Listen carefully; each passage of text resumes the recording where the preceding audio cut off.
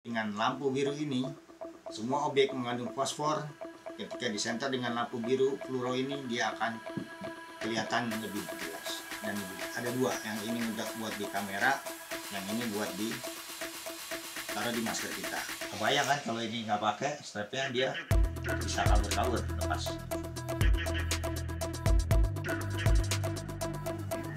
Jadi saya pasang di sini.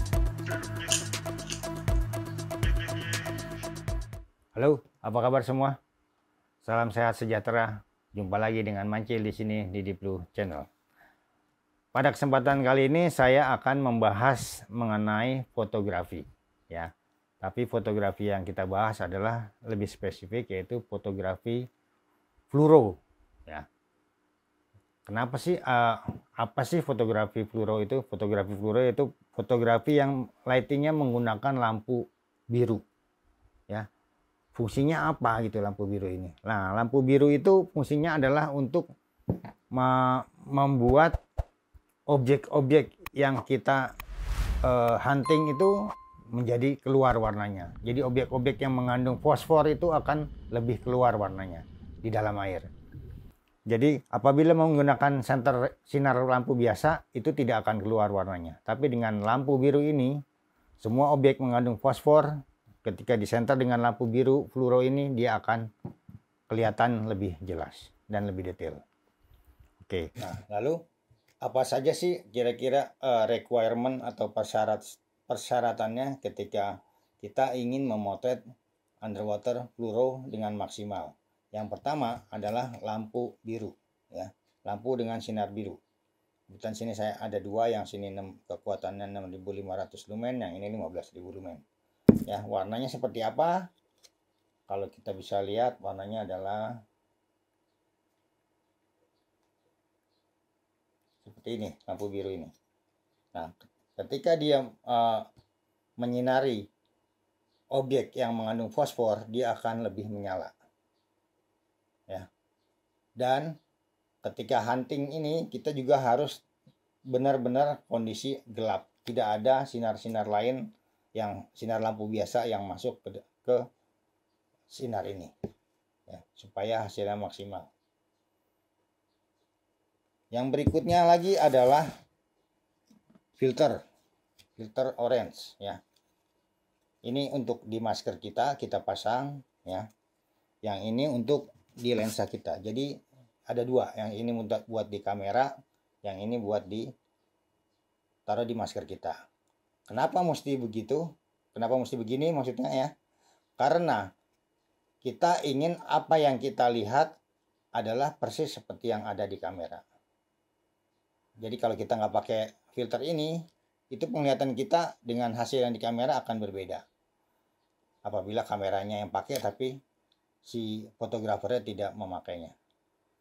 Jadi rekomendasinya adalah memakai filter ini, baik penyelamnya atau fotografernya, demikian juga dengan kameranya, depan lensanya, ya. Nah, saya memodif ini dengan saya potong, ya, potongnya yaitu dengan laser, ya, supaya rapi bentuknya. Nah, ini saya pasang di lensa makro di housing Nauticam saya. Jadi saya pasin di sini. Ya. Nah, ini kebetulan agak kemarin terlalu nafsu ngamplasnya, akibatnya dia kendor. Harusnya dia ngeplak gini aja dan tidak lepas, ya. Dan saya kadang-kadang motretnya jari saya pegang gini, itu masih aman di kamera, masih tidak terekam jari saya, ya. Lebih enak sih permanen. Ini untuk filternya. Terus bagaimana dengan pemasangan di maskernya? Nah, pemasangan di maskernya, kalau kita beli masker filter orange ini, yang kita dapatkan adalah tanpa strap ini, ya. Tanpa strap ini, ya. Ini polosan begini aja. Lalu saya memodifikasi dengan membuat ini dengan velcro untuk saya pasang di sini. Nanti ini fungsinya untuk mengaitkan ke masker supaya ininya tidak mudah hilang karena lepas di dalam air. Ya, ini kita pasang seperti ini. Nih, bisa dibayangkan kan kalau nggak ada pemegangan ini, dia pasti akan lepas tanpa kita sadari saat menyelam. Ini kita pasang strapnya gini. Begitu juga yang sisi sebelahnya. Ya. Kita pasang juga.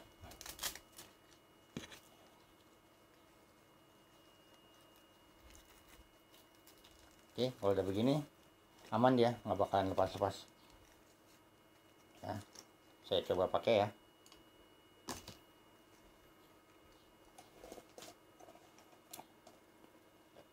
Nah, dia akan seperti ini. Ya. Nah, kebayang kan kalau ini nggak pakai strapnya, dia bisa kabur-kabur lepas. Harganya lumayan nih, filternya aja. Oke.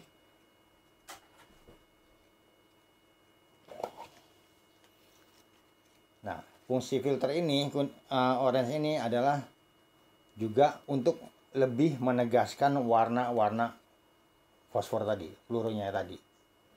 Jadi kalau kita tanpa filter, ya sudah keluar warnanya, tapi dengan filter orange ini warnanya akan lebih dramatis.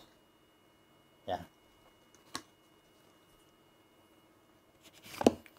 Nah, yang berikutnya tipsnya dari saya ketika kita memotret fluoro ini, otomatis kita tidak menggunakan lagi lampu lain atau flash atau strobe ya. Nah, tipsnya lagi dari saya, lampu ini tidak terang sekali ya, itu masih kelihatan gelap. Jadi memang kita biasanya pakainya untuk makro ya. Lalu ASA atau ISO-nya otomatis harus tinggi. Ya, saya bisa menggunakan ASA. Kalau untuk video mungkin bisa ASA 800, ASA 1600 ya. Tapi kalau untuk foto supaya hasilnya tajam, tidak goyang, tidak shake ya, kita pakai biasanya ISO-nya di atas 1600, bisa 2000, 2300. Karena kita ngejar supaya F-nya lebih besar, F-nya, jadi kualitas gambarnya lebih tajam. Terus speed kita harus di atas 60 atau ya di atas 100 lah, lebih bagus supaya gambarnya pun tidak goyang atau tidak shake. Ya, ini tantangan lain ya ketika kita memotret underwater fluoro. Kita hanya bisa motret malam hari di keadaan kondisi gelap untuk mendapatkan hasil yang maksimal. Terus ditambah aksesoris perintilan yang lumayan cukup banyak. Namun hasilnya akan sangat beda sekali ketika teman-teman memotret hunting dengan fluoro. Yang siang hari itu ikannya jelek banget ya, yang kita nggak pernah ngangka gitu, ketika malam kok ini ikan bagus banget gitu ya, atau ini koral waktu siang kita nggak pernah ngeliat tuh, cuekin aja maksudnya, biasa gitu. Tapi ketika malam-malam dengan lampu fluoro ini, teman-teman, saya sendiri sangat takjub gitu melihatnya. Dan itulah yang menjadi objek-objek kita untuk memotret underwater fluoro ya. Nah, untuk eel saya contohin aja. Moray eel tuh kalau masih kecil dia masih ada fosfornya di tubuhnya ini. Jadi ketika kita nyalakan lampu fluoro ini, si eel itu akan menyala. Ada yang hijau, ada yang orange.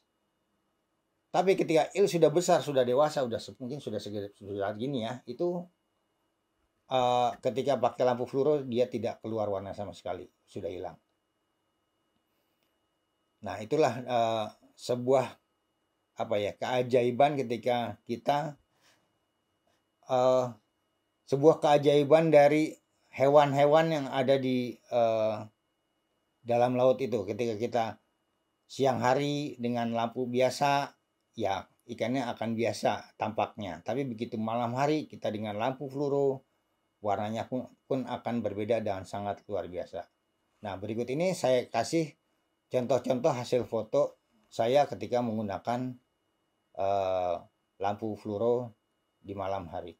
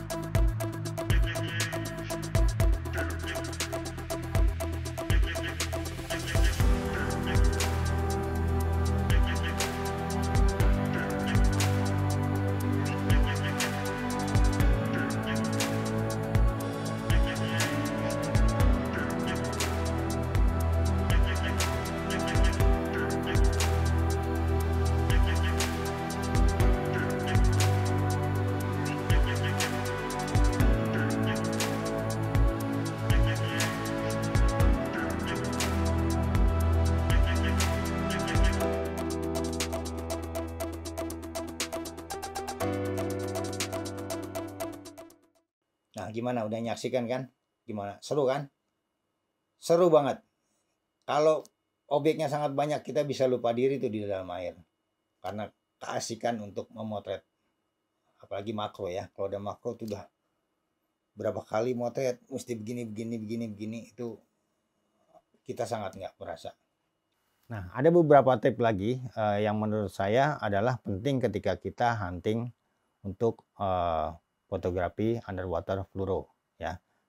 Yang penting adalah pertama, kalau kita pakai untuk hasil yang maksimal ya, untuk membuat video kita pakai kamera point of shot atau kamera compact. Itu lebih aman karena range kamera lensa dia kan kecil ya. Jadi kita bisa tutup pakai filternya tadi. Nah, kalau kita wide-nya pakai DSLR dengan lensa yang sebesar ini, nah kita nggak bisa nutup dengan filter yang harus sebesar ini juga. Ya, nah kalau untuk pakai untuk shoot foto atau makro, saya rekomendasikan menggunakan DSLR. Kenapa kamera ini atau DSLR atau mirrorless DSLR ya? Kamera ini udah mempunyai pixel yang sangat besar kemampuannya dan ISO-nya sudah sangat mumpuni. Ketika dia memakai ISO tinggi atau ASA tinggi, hasilnya tetap halus, detailnya tetap kelihatan. Ketika teman-teman motret makro dengan untuk fluorescent dengan kamera compact, hasilnya akan tidak maksimal karena kamera compact itu satu pixelnya juga terlalu kecil ya, masih kecil. Lalu dengan ISO yang tinggi banget itu mereka masih belum mampu banget. Tapi kalau DSLR ini contohnya misalnya ini ada yang ada Sony A7R4, A7R5 atau EOS R. Nah, itu yang pixel-pixel besar itu ya, R6 atau apa, sangat direkomendasikan untuk ketika kita hunting dengan memotret underwater fluoro karena hasilnya akan sangat maksimal. Dia bisa dengan ISO yang sangat tinggi tapi kualitas gambarnya tetap terjaga dan bagus. Oke, untuk video memotret untuk video syuting lebih baik menggunakan kamera compact dengan range finder fokusnya yang lebih aman, terus dia masih tetap bisa digunakan filter di depannya yang kotak tadi yang kecil ya. Oke, mudah-mudahan bahasan mengenai underwater fluoro kali ini bisa bermanfaat buat teman-teman dan menjadi inspirasi buat teman-teman ketika ingin hunting underwater foto dengan lampu fluoro. Mudah-mudahan bahasan tadi bisa menambah ilmu pengetahuan, inspirasi bagi teman-teman yang menyaksikannya. Oke, sampai jumpa dengan saya di Deep Blue Channel. Yuk kita nyelam lagi.